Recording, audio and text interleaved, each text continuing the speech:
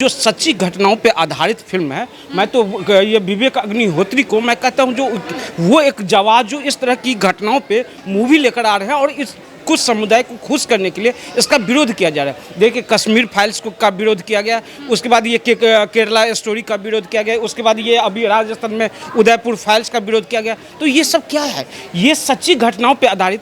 पहले फिल्म में क्या परोसा जाता था? परोसा केवल झूठी घटना परोसा जाता था। देखिए, सबसे पहली बात यह है कि इसको मूवी कहना बंद कर दीजिए।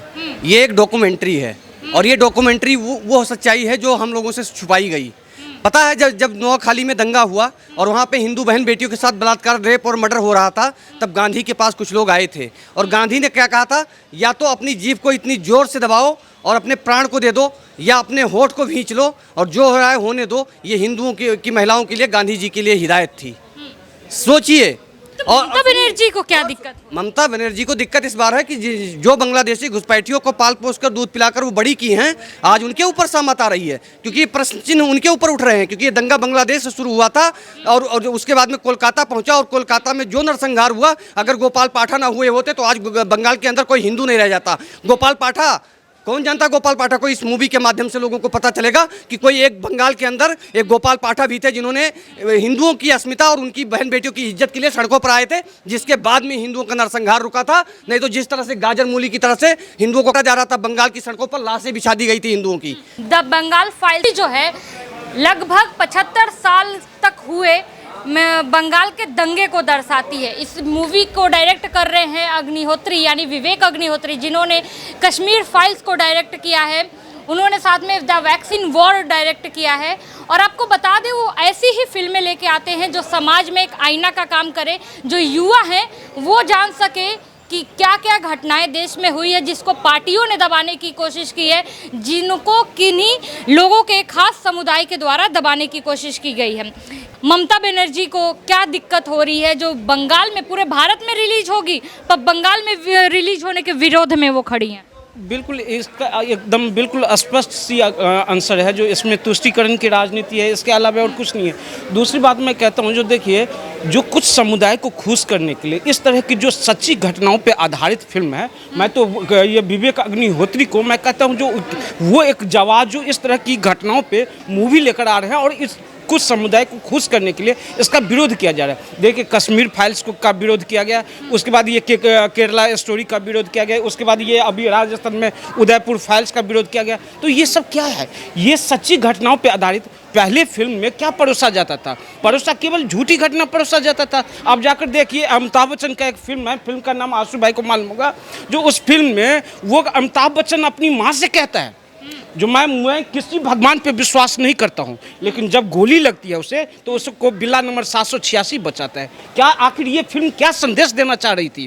कहता हूँ, शोले मूवी जाकर देखिए। शोले मूवी में क्या दिखाया गया है? दिखाने की कोशिश ये किया गया, जो उसमें ये ठाकुर के घर में लाइट नहीं है, वो लालटेन जला रहे हैं, लेकिन जब ये मस्जिद से अजान होता है तो लाउड स्पीकर में अजान होता है। क्या परोसा गया? क्या हमारी मानसिकता बनाया गया? इस मानसिकता को समझिए। केवल तुष्टीकरण की राजनीति करने के लिए ये लोग इन चीज़ों का विरोध करें। मैं कहता हूँ, तुम लोगों की अभिव्यक्ति की आज़ादी कहाँ मर जाती है उस टाइम में, जब अभिव्यक्ति की आज़ादी पर, सच्ची बातों पर, सच्ची घटनाओं पर मूवी रिलीज हो रही है, फिल्म आ रही है, तो इस पर तुम लोगों की अभिव्यक्ति कहाँ मर जाती है? लेकिन उसके बाद तुम कहोगे क्या अभिव्यक्ति की आज़ादी होती है? सनातन को गाली देने का काम आए तो अभिव्यक्ति की आज़ादी है। जब मैं कहता हूँ, ये परोसा किसने? महात्मा गांधी जी ने परोसा है। मैं बिल्कुल एकदम स्पष्ट तौर पे कहना चाहता हूँ। एक किताब आई थी, आपको किताब का नाम मालूम होगा, कृष्ण तेरी गीता जलानी पड़ेगी। लिखने वाले और जो लिखा, उसके लिए विरोध, जब हिंदू लोगों ने विरोध किया तो गांधी जी ने कहा जो अभिव्यक्ति की आज़ादी है। क्या बात सच है? ये नहीं है। यहाँ पे अभिव्यक्ति की आज़ादी का, वहाँ पे अभिव्यक्ति। उसके बाद कहा, हिंदू संगठन ने कहा, अच्छा अभिव्यक्ति की आज़ादी है तो हम भी एक किताब लिखते हैं। और लिखा गया किताब का नाम था रसीला रंगुल, जिसमें मोहम्मद पैगंबर साहब का चरित्र चित्रण किया गया। उस पर गांधी जी का स्टेटमेंट आता है, जिसने लिखा उसको कानून तो सजा बाद में देगी, पहले उसको सजा किसी समुदाय के द्वारा, उसके बाद उसकी हत्या कर दी जाती है। तो ये समझिए केवल अभिव्यक्ति की आज़ादी पे एक ही समुदाय को टारगेट करने की कोशिश किया जा रहा है और टारगेट किया जा रहा है। मैं इसलिए कहता हूँ, अभी भी मैं देश की जनता को कहता हूँ, जागरूक बनो, समझदार बनो। कौन तुम्हें तोड़ने की कोशिश कर रहे हैं, कौन तुम्हें टुकड़े टुकड़े करने की कोशिश कर रहे हैं, इस बात को समझो। अच्छा, अभिव्यक्ति की आज़ादी का ये मतलब तो नहीं है ना कि आप किसी एक कम्युनिटी को आप बदनाम करें या ऐसी ही फिल्में लाएं जिनमें उनको गलत दिखाया गया है। देखिए, सबसे पहली बात यह है कि इसको मूवी कहना बंद कर दीजिए। ये एक डॉक्यूमेंट्री है और ये डॉक्यूमेंट्री वो सच्चाई है जो हम लोगों से छुपाई गई। पता है, जब नोआखाली में दंगा हुआ और वहाँ पे हिंदू बहन बेटियों के साथ बलात्कार, रेप और मर्डर हो रहा था, तब गांधी के पास कुछ लोग आए थे और गांधी ने क्या कहा था, या तो अपनी जीभ को इतनी जोर से दबाओ और अपने प्राण को दे दो, या अपने होठ को भींच लो और जो हो रहा है होने दो। ये हिंदुओं की महिलाओं के लिए गांधी जी के लिए हिदायत थी। सोचिए। और ममता बनर्जी को क्या दिक्कत? ममता बनर्जी को दिक्कत इस बार है कि जो बांग्लादेशी घुसपैठियों को पाल पोस कर दूध पिलाकर वो बड़ी की हैं, आज उनके ऊपर सामत आ रही है, क्योंकि प्रश्न चिन्ह उनके ऊपर उठ रहे हैं। क्योंकि ये दंगा बांग्लादेश से शुरू हुआ था और उसके बाद में कोलकाता पहुंचा और कोलकाता में जो नरसंहार हुआ, अगर गोपाल पाठा ना हुए होते तो आज बंगाल के अंदर कोई हिंदू नहीं रह जाता। गोपाल पाठा, कौन जानता गोपाल पाठा को? इस मूवी के माध्यम से लोगों को पता चलेगा कि कोई एक बंगाल के अंदर एक गोपाल पाठा भी थे जिन्होंने हिंदुओं की अस्मिता और उनकी बहन बेटियों की इज्जत के लिए सड़कों पर आए थे, जिसके बाद में हिंदुओं का नरसंहार रुका था। नहीं तो जिस तरह से गाजर मूली की तरह से हिंदुओं को जा रहा था, बंगाल की सड़कों पर लाशें बिछा दी गई थी हिंदुओं की। अच्छा, क्या बंगाल भारत का पार्ट नहीं है? क्योंकि सेंसर बोर्ड ने अलाउ कर दिया, मंजूरी दे दी फिल्म को, पर वेस्ट बंगाल में मंजूरी नहीं मिल रही है कि रिलीज हो सके वहाँ पे। तो क्या वेस्ट बंगाल भारत का पार्ट नहीं है? क्या सेंसर बोर्ड के बाद अब ममता बनर्जी के भी परमिशन की जरूरत है? देखिए, इसमें ये कोई ऐसी बात है ही नहीं, रॉकेट साइंस नहीं है। जब देश के अंदर ऐसी मूवियाँ आएंगी तो उसका विरोध होगा। उसको कुछ लोग ऐसे जिन्होंने इस देश के को एक अपना बाप की जागीर समझी और हमेशा हिंदू बहुल होते हुए हिंदुओं को प्रताड़ित किया गया, जब उनकी सच्चाई सामने आएगी तो इससे उनको डर लगता है, भयभीत हो रहे हैं। ममता बनर्जी को ये लगता है कि अगर ये मूवी आ गई तो जो नकाब अब तक उनके चेहरे पर पड़ा हुआ है, जो हिंदू मुस्लिम भाईचारे की बात करते हैं, गंगा जमुनी तहजीब की बात करते हैं, वो नकाब फट जाएगा और उनका असली तस्वीर सामने आ जाएगी। इससे पहले भी तमाम मूवियाँ आई, पद्मावत आई, पता चला जौहर कैसे होता था, जिसको जौहर को कहानी बताते थे, केवल एक मिथ्या बताते थे, पता चला ना। ऐसे ही तमाम मूवियाँ आई जिन्होंने देश के को ये बताया कि तुम्हारे साथ, तुम्हारी बहन बेटियों के साथ इतिहास में कुछ ऐसी चीज़ें हुई हैं, और आज उसी के कारण इसका विरोध हो रहा है और कुछ नहीं है। विरोध का कारण और कुछ हो ही नहीं सकता है।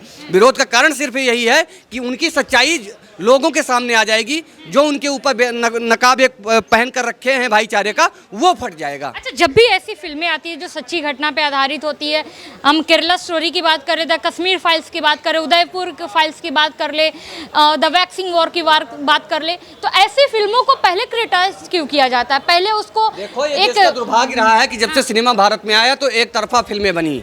हमारे देवी देवताओं को टारगेट किया गया। गुलशन कुमार की हत्या होते ही एक भी भक्ति गाना किसी मूवी में दिखाया गया हो तो मैं बता दूं।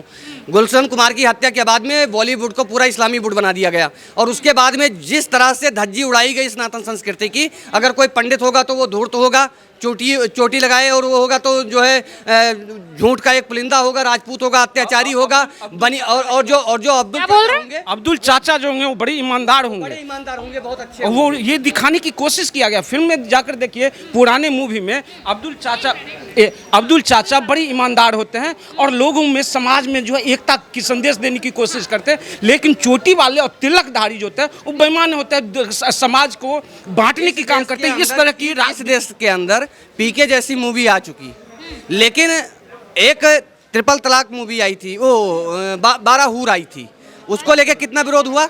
हमारे पीके को हिंदुओं ने चटकारे लेके मूवी देखी, हिंदुओं के पैसे से वो मूवी हिट हो गई। भाई, तुम अगर इतने सच्चे हो, इतने पवित्र हो तो बनने दो। हमने रामायण बना दी, हमने महाभारत बना दी, तुम भी बनाओ ना, है दम, चलो आओ उठाओ, देखते हैं फिर किसमें कितना दम है। कम से कम आओ तो सामने। कहने का मतलब एक है कि हिंदुओं का मखौल बनाने का काम बॉलीवुड ने किया है और करता आया है। आज जब उनकी दुकानदारी बंद हो रही है, रागनी एमएस जैसी अडल्ट फिल्में आ गई और समाज ने उसको स्वीकार्यता दी, उसको लोगों ने देखा। जो इस देश की एक संस्कृति पर प्रहार किया गया था, हमारे यहाँ अडल्ट फिल्म का अभी दौर नहीं है, लेकिन रागनी एमएस जैसी, सेक्सी दुर्गा जैसी मूवी आ गई। क्या सेक्सी ऐसा आ सकती है? सर तन से जुदा हो जाएगा। लेकिन सेक्सी दुर्गा इस देश में आई, ये प्रोपोगेंडा जो वो लोग चला रहे थे अब तक ना, वो अब ध्वस्त हो रहा है। एक के बाद एक फाइल्स, एक के बाद एक मूवी, बेहतरीन मूवी आ रही है। संभाजी महाराज आई, इससे पहले जो है बाजीराव मस्तानी आई, उसके बाद में पद्मावत आई। ऐसे तमाम फेरिस्त है और अभी आगे रुक जाओ, अभी इनका ब्लड प्रेशर और हाई होगा, ये फटेंगे। अभी तो ये केवल एक दबा के बैठे हैं ना, ये फटेंगे, अभी इनको फटना बाकी।